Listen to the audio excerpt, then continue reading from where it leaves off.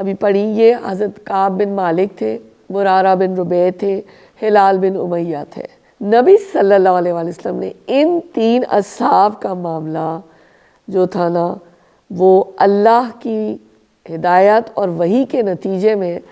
ملتوی کر دیا۔ جو ایک ہوتا ہے نا، ہم تو معذرتیں اپنی زندگیوں میں اتنی پیش کرتے ہیں نا، چوں چرا یہ وہ، مطلب انہوں نے تو، حضرت کعب نے تو یہ پوچھا الگ ہونے کی جب بات ہوئی بیوی سے کہ بیوی کو الگ، کیا میں طلاق دے دوں؟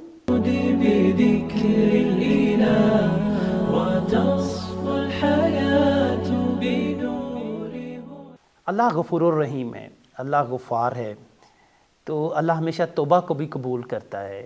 تو سورہ توبہ کے اندر بیان کرتا ہے اللہ تعالیٰ کہ وہ 3 مومنین کی اس نے توبہ کو قبول کیا تھا۔ تو ہم آپ سے یہ جاننا چاہیں گے وہ کون سے 3 مومنین تھے جن کی توبہ اللہ کے ہاں قبول ٹھہری۔ لقد تاب الله على النبي والمهاجرين والأنصار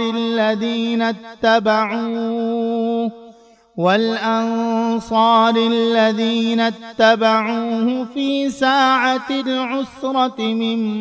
بعد ما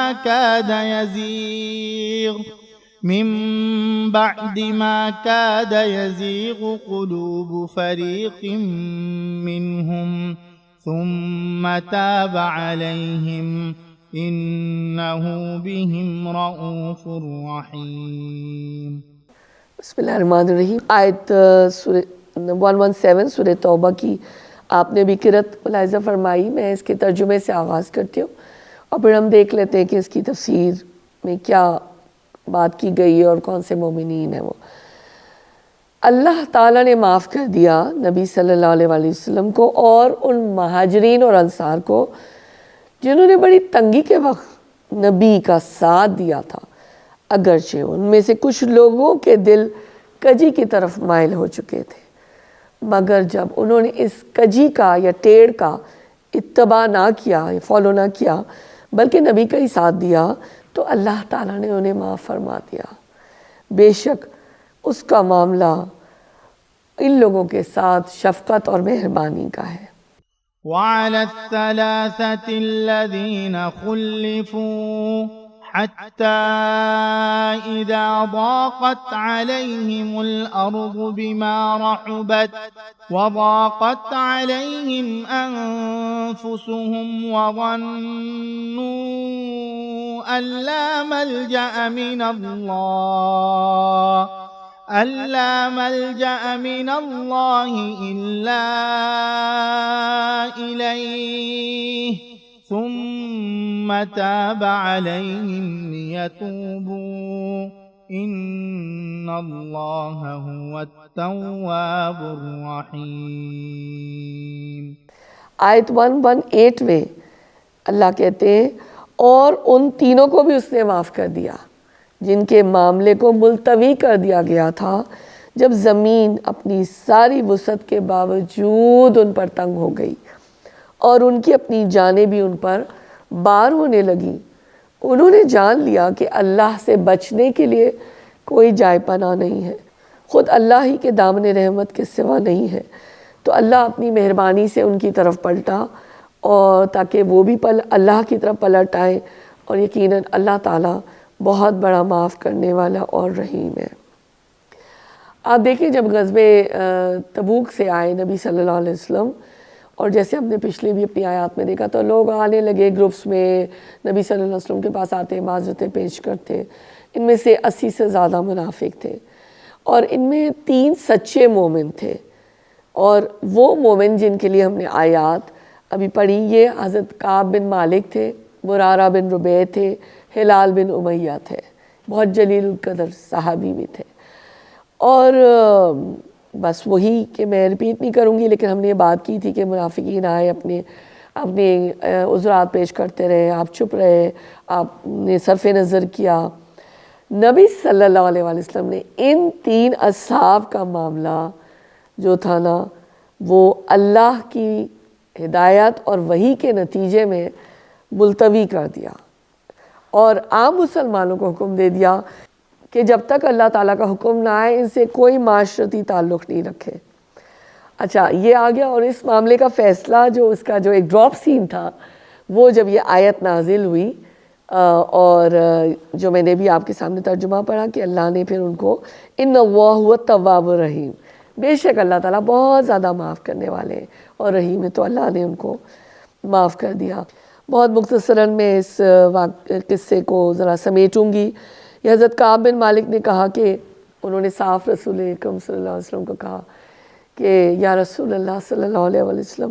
میرے پاس کوئی عذر نہیں ہے جس سے میں پیش کر سکوں، میں پوری طرح جانے پر قادر تھا۔ اس پر حضور صلی اللہ علیہ وسلم نے فرمایا یہ شخص ہے جس سے سچی بات کہی، اچھا اٹھ جاؤ اور انتظار کرو یہاں تک کہ اللہ تمہارے معاملے میں کوئی فیصلہ کر دے۔ 40 دن اسی حالت میں گزر گئے۔ نبی صلی اللہ علیہ وآلہ وسلم کا آدمی حکم لے کر آیا کہ اپنی بیوی سے بھی علیحدہ ہو جاؤ۔ حضرت کعب نے پوچھا کیا طلاق دے دوں؟ جواب ملا نہیں، بس الگ رہو۔ چنانچہ کعب نے اپنی بیوی کو کہا جاؤ تم اپنی ماں کے پاس میکے چلے جاؤ اور انتظار کرو یہاں تک کہ اللہ اپنے معاملے کا فیصلہ کر دے۔ جو ایک ہوتا ہے نا، ہم تو معذرتیں اپنی زندگیوں میں اتنی پیش کرتے ہیں نا، چوں چرا یہ وہ، مطلب انہوں نے تو حضرت کعب نے تو یہ پوچھا الگ ہونے کی جب بات ہوئی بیوی سے کہ بیوی کو الگ، کیا میں طلاق دے دوں؟ آپ دیکھیں کہ ہاؤ مینی اسٹیپس اہیڈ وہ لوگ تھے صحابہ، ان کا ایمان کتنا زیادہ یعنی آگے تھا، اور ہم اپنے آپ کو دیکھ سکتے ہیں۔ 50ویں دن اللہ تعالیٰ کی جب آیات اتری، مدینے میں خوشی کی لہر دوڑ گئی اور ان کی معافی کا اعلان کیا گیا جب، تو یہ قصہ اپنے اندر بہت بڑا سبق رکھتا ہے کہ ہم جو مومنین، ہر مومن جو ہے نا اس کے ایک تو دل نشین ہو جاتا ہے اور حافظے میں بھی محفوظ ہو جاتا ہے کہ ہم اس سے کتنا کچھ سیکھ سکتے ہیں نا۔ پہلی بات تو یہ کہ کفر اور اسلام کا معاملہ تھا، کشمکش تھی، بہت نازک معاملہ تھا کہ اب کون اسلام کا ساتھ دے رہا ہے، کون کفر کا ساتھ دے رہا ہے، کون درمیان میں ہے، کون کوتاہیاں برت رہا ہے، کون بہانے کر رہا ہے، کون جھوٹے عذر پیش کر رہا ہے۔ دوسری بات یہ تھی کہ اس میں ادائے ایک فرض تھا نا، غزوہ تبوک میں جانا، تو اس کے اندر اگر ڈیلیبریٹلی جو ہے ڈیلیبریٹ ایک شعوری فیصلہ تھا، تساہل کا شعوری، مطلب انہوں نے کوئی یہ مانا کہ ہم شعوری، ہمیں کوئی مسئلہ نہیں تھا، ہم نہیں گئے نا، ہم نے سستی کی، تو یہ بات بھی پھر سامنے آ گئی کہ کیسے گروپس الگ ہو گئے اور سامنے یعنی ایک حقیقت پتہ چل گئی۔ حدیث پاک کی روشنی میں اب ہم اس واقعے کو دیکھ لیتے ہیں۔ حضرت کعب نے کہا کہ جب سے اللہ تعالیٰ نے مجھے ہدایت اسلام کی نعمت دی، اس وقت سے لے کر آج تک اللہ نے میرے نزدیک مجھے اس سے بڑی کوئی نعمت نہیں دی کہ میں نے رسول اللہ صلی اللہ علیہ وآلہ وسلم سے سچ بولا، کیونکہ میں نے آپ سے جھوٹ بولا ہوتا تو میں بھی اسی طرح ہلاک ہو جاتا جس طرح وہ لوگ ہلاک ہو گئے جنہوں نے جھوٹ بولا تھا۔ تو حضرت کعب نے کہا کہ ہم لوگوں کا معاملہ ان لوگوں سے اسی لیے مؤخر کیا گیا تھا کہ جن لوگوں نے رسول اللہ صلی اللہ علیہ وسلم کے سامنے قسمیں کھائی تھیں، رسول اللہ صلی اللہ علیہ وسلم نے عذر قبول کر لیا، ان سے بیعت بھی کر لی بظاہر، اور ان کے لیے لیکن استغفار کیا، اور رسول اللہ نے ہمارے معاملے کو مؤخر کر دیا تھا، حتیٰ کہ اللہ تعالیٰ نے اس معاملے کا فیصلہ کر دیا، اور اللہ تعالیٰ نے فرمایا، اللہ تعالیٰ نے ان تینوں کی توبہ بھی قبول فرمائی جن کا معاملہ مؤخر کیا گیا تھا۔ اس آیت کا مطلب یہ نہیں ہے کہ غزوہ تبوک میں جو پیچھے رہ گئے تھے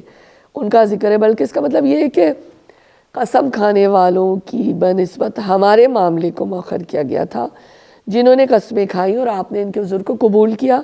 صحیح مسلم کی یہ صحیح مسلم التوبہ 53 اور 2769 حدیث ہے، صحیح بخاری کی رقم الحدیث 2757 حدیث ہے۔ اب ہم اس کے عملی اور علمی نقطہ کی طرف بڑھتے ہیں آگے، تاکہ کچھ نتیجہ بھی جو ہے ہمارے لوگ جو ہیں اخذ کریں اس میں سے۔ ہم نے جہاں پہ ایمان اور کفر کا معاملہ ہے یا کہیں نفاق کی بھی کوئی کیفیت ہے تو ہم نے صرف سچ کا دامن پکڑنا ہے، سچ کو تھامنا ہے۔ اگر کوئی گناہ ہو بھی جاتا ہے اور ہو جاتا ہے تو بھی جھوٹ کا سہارا نہیں لیتا، لینا، کیونکہ سچ نجات دیتا ہے اور جھوٹ ہلاک کر دیتا ہے۔ یہ میں اپنے بچوں کو بھی کہوں گی، اپنے اسٹوڈنٹس کو بھی کہوں گی، سب لوگوں کو، اور ہمیشہ سے یہی ہم نے اپنے بچوں کو بھی تربیت دی، اپنی نسلوں کو، کہ سچ کا دامن پکڑے رہو، اسی میں نجات ہے، اس میں آپ کو اللہ کی بھی حفاظت ملتی ہے، آپ کے بڑوں کی بھی حفاظت ملے گی۔ کوئی غلطی ہو گئی تو صاف بتا دو نا۔ تو اب آپ دیکھیے نا، تب بڑا یہ جلیل القدر صحابی تھے، اللہ نے ان تینوں کو معاف کر دیا، توبہ کا سچ کے نتیجے میں انہوں نے معاف کر دیا، توبہ کا در ہمیشہ کھلا ہے۔ اور ہر ایک کے لیے کھلا ہے۔ جی